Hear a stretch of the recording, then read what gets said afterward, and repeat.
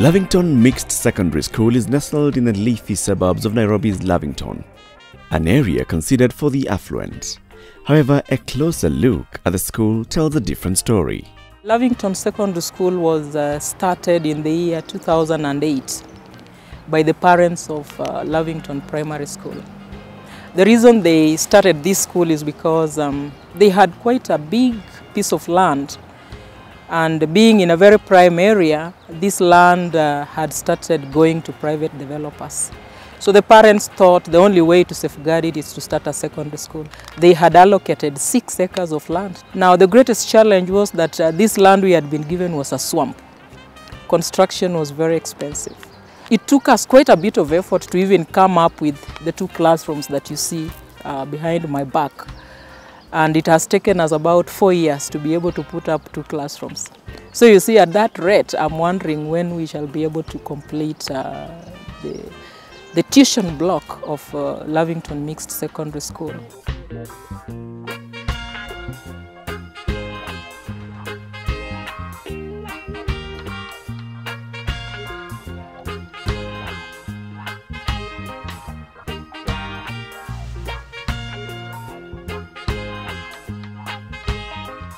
So far, we have not been very fortunate to let people come and support us. And I think this is mainly because we are in Lavington.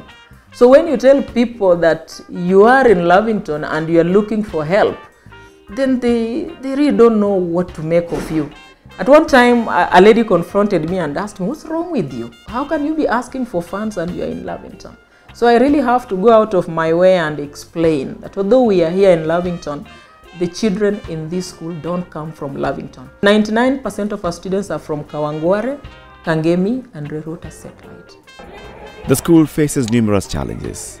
Being a public institution, it mainly depends on government funding for its development. In terms of infrastructure development, the block that we occupy today was built by the CDF Westlands. The only challenge is that they built this block in the wrong place, in the midst of the primary school. I went to the Ministry of Public Works. They drew for us architectural plans and structural drawings for the complex. It's a big complex that is supposed to have 4 streams when complete. At that time, the project was costing about 143 million Kenya shillings. But I think given the length of time it has taken, that might not be the same again. The cost must have gone up.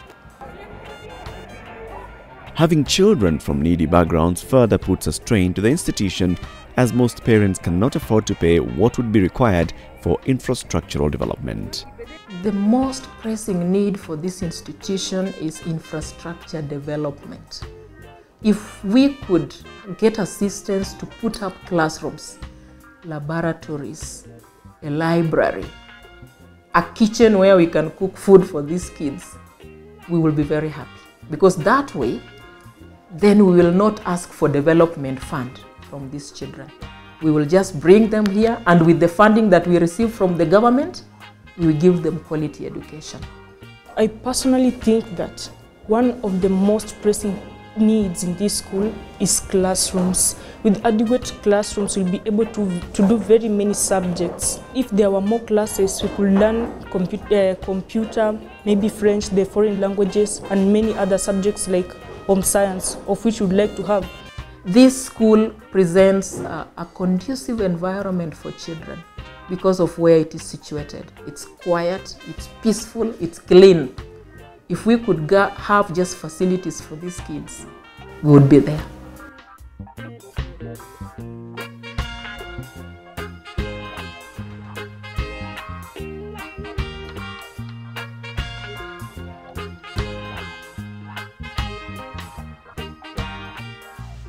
Where I come from, it's not a pleasing place, as I may say, and there are very many challenges there. For example, if I come from here going to home, you'll find that the parents, they don't have a permanent job.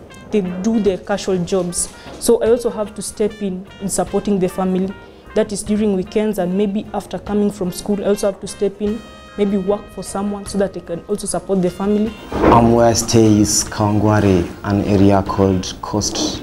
My life has not been that easy but thank God I'm managing. Even though I do not have transport or there isn't a school bus in our school, but I do manage coming to this school on foot.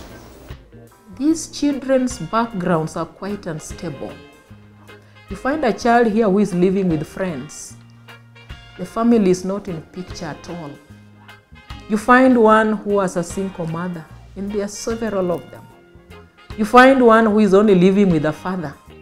Last year we had a child, a Form 4 girl here, who was living in a child rescue center because the father was molesting her in the house, in a one-roomed house. You find some of them live in that one-roomed structure, and the next one, they sell changa or the local brews. So these children have no peace at home. This school is the one that gives them peace.